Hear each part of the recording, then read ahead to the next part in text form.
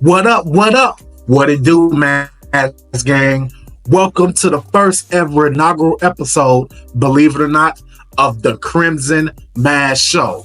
We like to call this Red Edition, and this is episode 1. What are we going to do here on the Crimson Mass Show? Of course, we're going to talk about this past week in WWE, and we're going to talk about the news and rumors involving WWE that happened over the last week. So join me as we walk through it and we talk it out. Let's go. We're going to start it off with Monday Night Raw, and we're going to talk about the three-headed monster of a rivalry known as the CM Punk, Drew McIntyre, Seth Rollins rivalry. Well, obviously, we know what happened at Money in the Bank. CM Punk once again screwed over Drew McIntyre. And on Monday Night Raw, he wanted to come out and he wanted to talk about it, and that's exactly what the hell he did. He came out, he talked about how Drew basically is a dumbass and he's done it to himself, and that he kept messing with him, and as long as he's around, he's going to keep screwing over Drew McIntyre.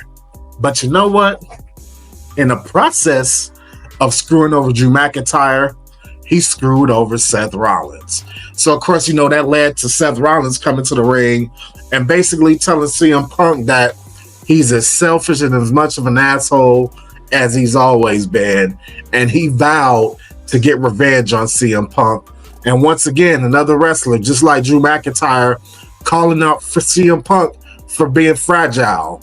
CM Punk has had a number of injuries over the years at this point. So that begs the question, can CM Punk even stay healthy enough to see the end of this rivalry?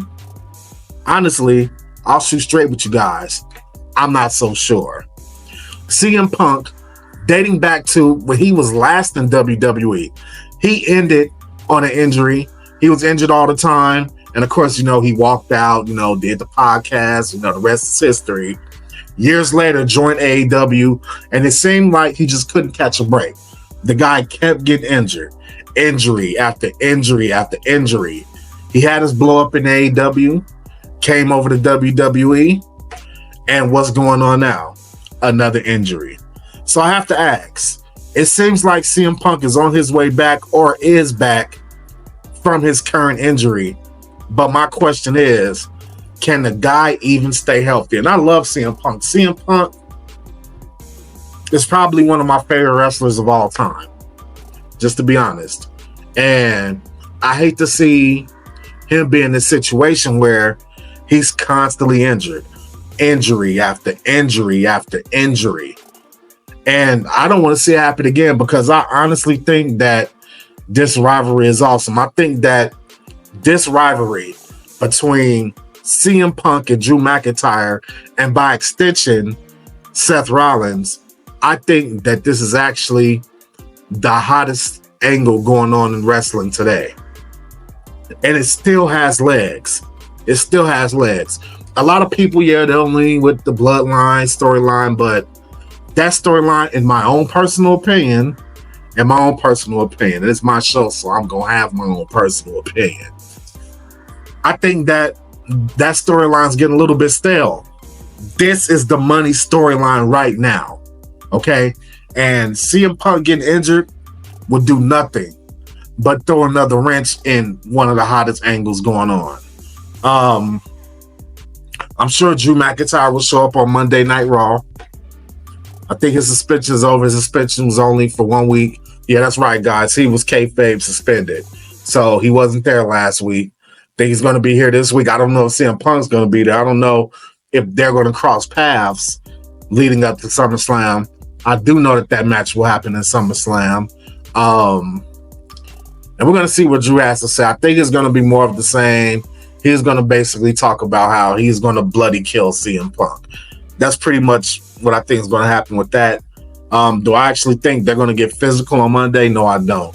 My bigger question is, how is this going to play into Seth Rollins and Seth Rollins' idea that he's going to get revenge on CM Punk? Because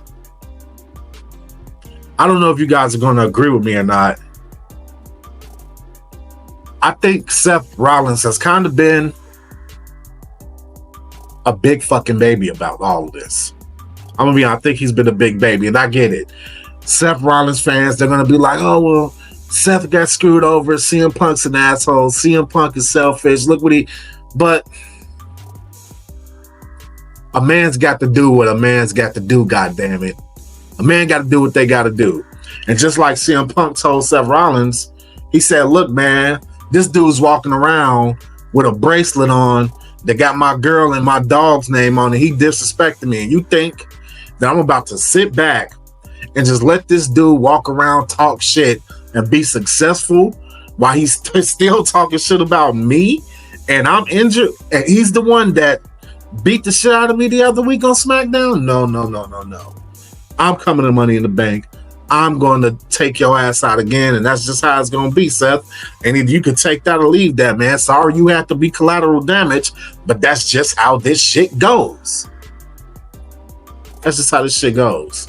So I think Seth has been a big-ass baby about it, just like he's been a big-ass baby about CM Punk coming back to begin with. So my question to you guys, and I want you to leave it in the comment section below, do you think that Seth Rollins is going to slowly turn heel over this whole CM Punk thing? I can see it happening, quite honestly, because Seth is indeed being a big fucking baby right now, crying like a fucking whiner. So, yeah, man, we'll see what happens. CM Punk, man, he's going to have his head on the swivel. You got Drew coming for you. You got Seth coming for you. I don't know what he's going to do, but watch that ass. Another key angle for Monday Night Raw is this whole Uncle Howdy thing. Now, these vignettes by Bo Dallas or Taylor Rotunda, I don't know what they're going to call him, but we do know he's going to be called Uncle Howdy. They've been very, very, very well done. Very well done. I do not like the execution or manner for which the VHS tape has been given to Michael Cole and Pat McAfee, because I think it's kind of corny that we got Nikki Cross or Sister Abigail just showing up in the ring, handing a dirty ass box to the commentary table. I think that's kind of cheesy, but once the vignette started rolling, I forget all about that shit. But anyway, we had another vignette, and this time basically Bo Dallas was saying that he's about to unleash the beasts of hell all over the WWE roster. He's going to unleash his family. He's going to unleash Joe Gacy. He's going to unleash Eric Rowan. He's going to unleash Dexter Lumis. He's going to unleash Nikki Cross. He's going to unleash all of them on a roster. They're going to cause havoc. They're going to cause mayhem. But here's my question. What exactly is the goal of the Wyatt Sicks? What's the goal here? Okay, we know that they're targeting Chad Gable. We know that. We know that they have a problem with people who kind of disrespect their family or don't say thank you, whatever. I think their first feud is probably going to be against Chad Gable and the Creed brothers and Ivy Nile. I think that's going to be a first nice little feud for them, for the Wyatt Sicks to pick up a victory.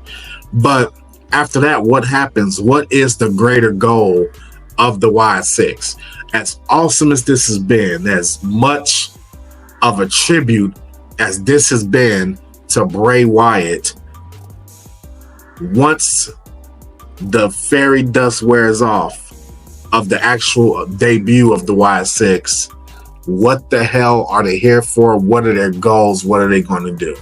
And WWE, they're going to have to do a good job of telling this story, because if they don't, this shit has cheese factor all over it, and it could get real cheesy real fast. The next question is, when do we think they're going to debut? Do we think that they're going to debut on an episode of Raw, maybe this upcoming Monday?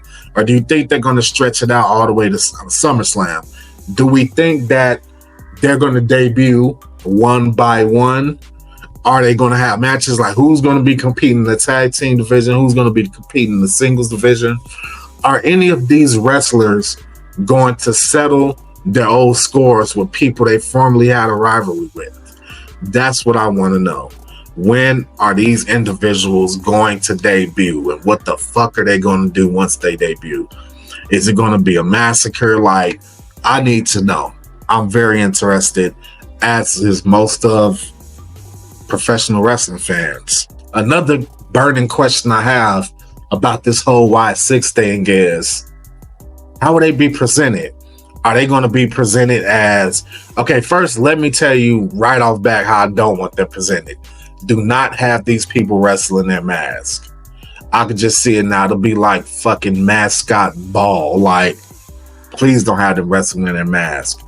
I will have them come out to the ring with their mask on, take off their mask, but there has to be some kind of second layer of paint where they still look as demented without the mask as they are with the mask. I think that would be fucking awesome, and I think that's exactly what they need to do. That's exactly what they need to do. Our last hot angle for Monday Night Raw, you guys know where I'm going. Liv Morgan, Dominick Mysterio, and a returning Rhea Ripley. I'll tell y'all right off bat. I'm going to tell you right off bat that Rhea Ripley fans, I got some bad news for you. Dominick, that's right, Dirty Dom is going to screw over mommy. I said it early this week in our rumor video that that's what's going to happen, and I stand on that. Dominick is going to screw over Rhea Ripley because Rhea Ripley has been gone, and Rhea Ripley, despite her protecting Dominick for over a year, I think now there's going to be a shift in how this whole thing is looked at by Dominick. I think now we're going to see a situation where Dominick is like, you kind of treat me like I'm your son and not your boyfriend, even though we know Rhea's married to Buddy Murphy or whatever. But suspending belief, you treating me more like I'm your son than your boyfriend. Like, really? Really? You're going to come to the fucking ring and pick my chin up like I'm your 5-year-old son? Fuck that. I got a woman right here. She's calling me daddy. She don't treat me like her fucking son. She treat me like her man because that's what the fuck I am. I'm a grown ass man. I'm Dama motherfucking Nick Mysterio. Okay? That's what's happening. And that's what he's doing. That's the reason why he's going to screw over Rhea Ripley. Because he's going to choose up. He's going to choose Liv Morgan. And he's going to cost Rhea Ripley the Women's World Championship. That's going to happen. Now, don't get me wrong. Rhea's going to get that shit back. But don't get it twisted. This is what's going to happen. And I know because in professional wrestling, history always repeats itself. I'm going to get on my Attitude Era soapbox now. My old ass is going to get on my Attitude Era soapbox. Okay, you're damn right. That's exactly what I'm going to do. And I look at the demographics for my videos, and I know there's people around my age who also seen the Attitude Era. So that is what I'm going to talk about now, because now I'm going to talk about Eddie Guerrero and China storyline from back in the Attitude Era. Okay? It's not exactly the same. It's a little bit different because despite everything starting off very similar to the way Rhea Ripley and Dominick started off, with Eddie and China, that relationship began to devolve, not just because Eddie Guerrero was cheating. We're not getting Dominick cheating. We're getting Dominick basically, I guess you could say cheating. But Eddie was a player, man. Eddie was a player. But that relationship fractured over the Intercontinental title. Follow me here. They're more than likely, okay, I'm not going to say more than likely, there will not be an Intercontinental title breaking up this couple. What's going to break up this couple is Liv Morgan, and it's going to lead to, hear me out, Rhea Ripley versus Dominick Mysterio. That shit is 100% happening. I'll bet my last dollar on that shit. It's going to happen. You are going to see a match between Rhea Ripley and Dominick Mysterio, because first of all, they like the same fucking size. So aesthetically, it's not going to look ridiculous. You're going to be led to believe that Rhea can hold her own against Dominick Mysterio, and Rhea Ripley has been booked in a way where you can believe that she can hold her own against Dominick Mysterio. That's a fact. So she's going to have some business with Dominick before she circle back around and take care of her business with Liv Morgan. And Liv Morgan is going to be involved the whole time, but I 100% expect a feud between Rhea Ripley, Dominick, and Liv Morgan. But my question is, are we going to see Damian Priest siding with Rhea Ripley and facing Dominick and Liv Morgan? I don't know about that, because I have a sneaky suspicion that another betrayal that's going to happen is going to be Finn Balor and Damian Priest. SummerSlam can actually be all about the destruction of the Judgment Day. Mark my words now. I think that's what SummerSlam is going to be about. The destruction of the Judgment Day. And, I can't wait to see it. NXT. We are talking about NXT because we are talking about the NXT-TNA crossover, because it was very much so prevalent on NXT. And I know I don't spend a lot of time talking about NXT, but I'm going to do it today because we had MSK, or we could call them the Rascalz, or whatever we're going to call them. They showed up as Wes Lee was getting ready to announce something. I don't know what the hell exactly Wes Lee was going to announce, because him announcing his retirement because he couldn't get the North American title would have been kind of like soft. SAWFT soft. Like, it would have been kind of soft if Wes Lee retired or whatever he was going to do because he couldn't win the North American title. But anyway, of course, then you got the Rascalz from over there on TNA. They show up and they reunited with Wes Lee, and I'm very excited to see what that means. Does that mean chasing the tag team titles on NXT? Does that mean chasing the tag team titles in TNA? Does it mean both? Like, what is this going to do? I'm honestly more interested in this than Wes Lee trying to win a North American title, which I'm just like, dude, you don't have a personal claim to the North American title. Like, that title was not invented to go around your way. So why are you desperately chasing that shit so hard? But yeah, I'm more interested in this pairing, him reuniting with the Rascalz and seeing what they do. I want to see how that goes. And that actually makes me want to do something that I haven't done in years, or even haven't tried to do in years, and that's watch TNA. So we're gonna see how that shit is gonna go. But yeah, well, I'm excited. What the fans have been waiting for is, I believe in Joe Hendry. The man showed up. Now, it's funny, as soon as I drop my rumor video about Joe Hendry going to NXT, the guy shows up the same day I dropped the video. The same day. So even if people are watching and like, oh yeah, MFG, he's dropping shit that happened and blah, blah, blah. No, guys, I recorded the video the night before and he debuted the next day. Either way it go, I was fucking wrong. I was wrong in the video because I thought that they were going to have weeks of vignettes about Joe Hendry until leading up to him debuting in NXT, but nope, they ripped the Band-Aid right off. They put him in the tag match with Trick Williams to face off against Shawn Spears and Ethan Page. So my question is this: what are we going to get with Joe Hendry going forward? What's going to be his goal? Same questions I had in the rumor video earlier this week.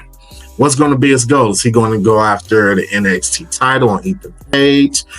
If I had to bet, if I was a betting man,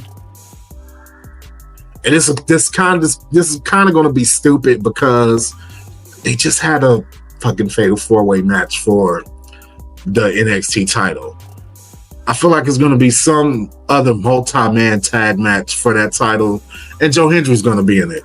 That's the only thing I can really think of, because he's inserted himself into the main event picture on NXT. So We'll see how it goes. Did you hear that crowd? He came out. They were going fucking nuts. Like WWE, they already had interest in Joe Hendry, but based on how that crowd reacted, yeah, he's gonna have a very competitive offer for his services when his contract is up. That I guarantee you. My question to that is, will he still get that same reaction on the main roster? Because there's tons of guys up there now that were getting big reactions in NXT, and now when they come out, you fucking hear crickets. So we're gonna see what happens. But Joe Hendry to NXT, very exciting. SmackDown this week was a very lackluster episode, if I do have to say so myself. But the most interesting thing, the hot angle from SmackDown was the Bloodline, of course, obviously. And I got a few things to say. So early in the night, before Cody Rhodes and Randy Orton were attacked by the Bloodline, there was a segment where basically Cody's sitting there and Randy's sitting next to him, basically saying, I'm going to have your back. I'm always going to have your back. And let me tell you something right now, Cody. I understand right now, your focus is on the Bloodline, but here it is. Randy Orton is a snake, and he's fucking coming. I'm telling you right now.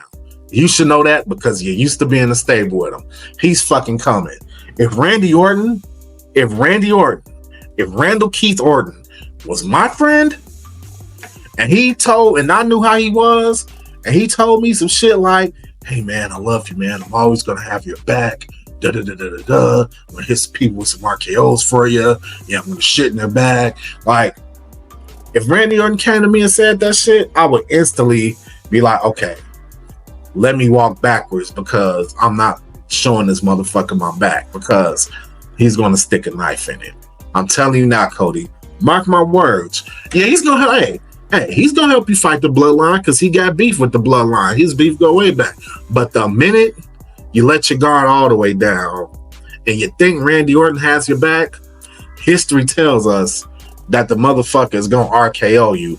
He's gonna punch you. He's gonna hurt you real fucking bad. So take that what you will. Focus on the Bloodline, but keep one eye on Randy Orton at all times. Y'all, I'm gonna have to tell y'all this, man.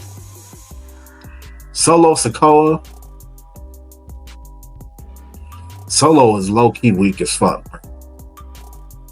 I'm not talking about his in-the-ring acumen.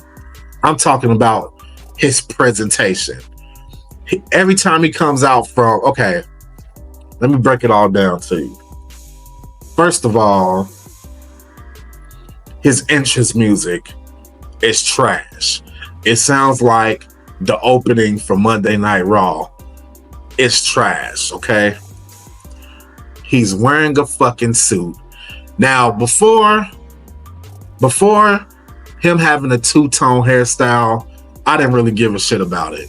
But now, he's coming out fucking wearing his suit, his gloves, like fucking, we used to call them murder ones. He's coming out with his murder ones. He's stalking to the ring, with his tough guy face on. But here's the problem. You surrounded by dudes that look tougher than you. And you know what? There's situations where guys could overcome looking like the weak link of their own group, but they would have to have elite promo skills in order to do that. Solo just be on there like, I'm the tribal chief. Roman Reigns, he's not here anymore. Blah, blah, blah. You're not excellent on the mic either. So you're not excellent on the mic. You have no aura. The guys around you look like they're tougher. They have more aura. They look more dangerous. Like, I honestly would not be surprised if there comes a point in time where they kick your ass out of the Bloodline, because you are as illegitimate to the throne as fucking Aemon Targaryen. Like, you basically you found the fucking shells and shit, the shell necklace, and you put the shit on and say, I'm the tribal chief. No, bro. You haven't put in the work like Roman to be the tribal chief. You got some goons with you, so now you acting tough. And I'm telling you right now, man, Roman Reigns is gonna tear through all the motherfuckers. Maybe. But for 3 of them, for sure, he's gonna tear through the motherfuckers. He's gonna make Solo Sikoa wish he was never fucking born, because Roman Reigns has legendary Hall of Fame GOAT aura, and Solo Sikoa has no aura. 0. Okay? And of all the people in the bloodline, Jacob Fatu overshadows Solo Sikoa so much. That's why I said I wouldn't be surprised if Solo gets kicked out of the group and Jacob Fatu becomes the leader. Since Jacob Fatu has debuted, all he's done is fucking destroy 3 former world champions, one of which is the current world champion. Then this week, he fucking came in and destroyed the current tag team champions and destroyed a former fucking U.S. champion. 2-time U.S. champion, if I'm not mistaken. Austin Theory, I think he won that shit 2 times. The guy that beat John Cena at WrestleMania, something that your guy did, Solo Sikoa. So you see the alignment there, no aura. WWE might have made a mistake putting Jacob Fatu next to Solo Sikoa, especially if their plan is to present Solo Sikoa as the big time, big bad leader of the bloodline. It's not working. Jacob Fatu is a better wrestler. He has a better look, better aura, and he's a better talker despite not even really saying shit, because he talks with this. This is what he talks with. He ain't got to say shit. His facial expressions are better than Solo Sikoa's promos. I'll say it again. His facial expressions are better than Solo Sikoa's promos. And if you disagree with me, say it in the comment section, but I bet you can't disagree with me. I think this week on SmackDown, I think it's locked in. I think we're going to see Roman Reigns at the end of SummerSlam. I think that's what we're going to see, because Solo Sikoa is talking entirely too much shit, dog. Way too much shit. Like, Solo, bro, you've accomplished nothing. And Roman Reigns, he's about to come back in. He finna tear that ass up, man. Old school style. You want to mess around with your cousin Roman? Hey, go give me my belt. They gonna start whooping Solo Sikoa's ass the same way Stone Cold whooped Taz's ass during the invasion. That's what's gonna happen. He's gonna whoop that ass. And he's gonna whoop that ass starting at SummerSlam. You can bet that. News and rumors for this week in WWE. We don't have a super long list of news and rumors this week, but we do have news and rumors. So, Tiffany Stratton finally addressed the whole racism thing. Now, let me tell you something.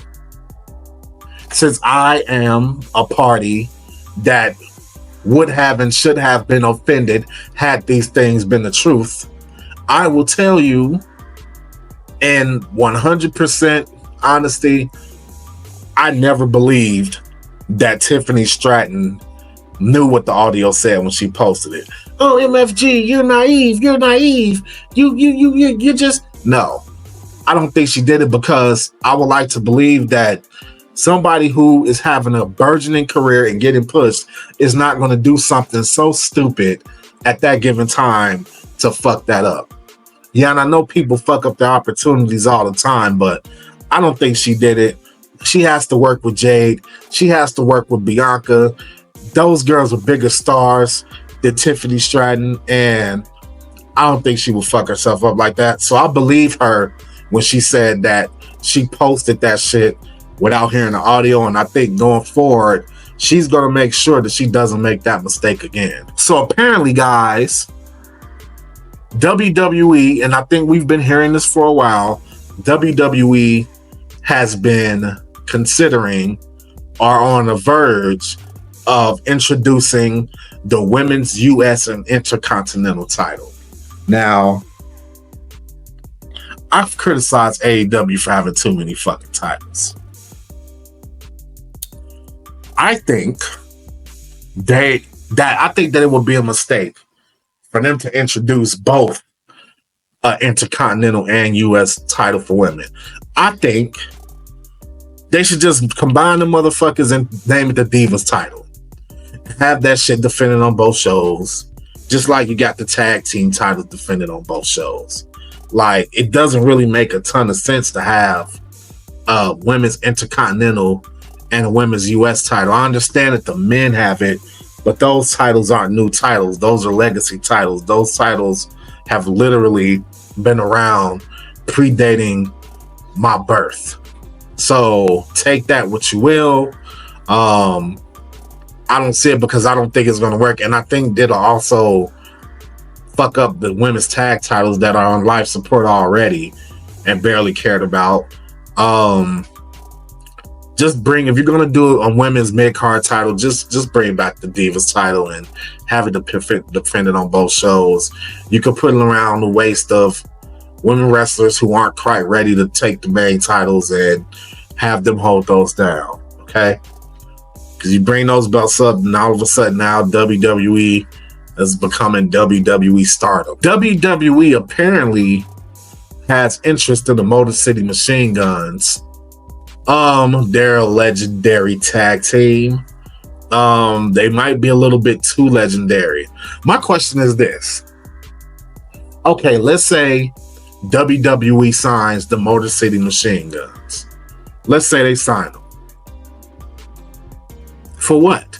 I mean, unless WWE is prepared to make an honest effort to promote and elevate the men's tag team titles, they shouldn't bring in a team like the Motor City Machine Guns because they'll just be wasting their time. Legitimize the tag team division. Then you could bring in some of these wrestling tag teams that have notoriety outside of the WWE. But don't sign these guys and put them in NXT, or sign these guys and turn them into the next tag team that made a name somewhere else just to come to WWE and job to the fucking New Day. So, like, that's the way I look at it. Motor City Machine Guns, if you join, just keep that in mind. WWE has not properly gave nourishment to the tag team division in quite some time. There's a couple of bits of news. That 2 stars are returning. Alexa Bliss, Jimmy Uso. Alexa Bliss was on her Instagram training.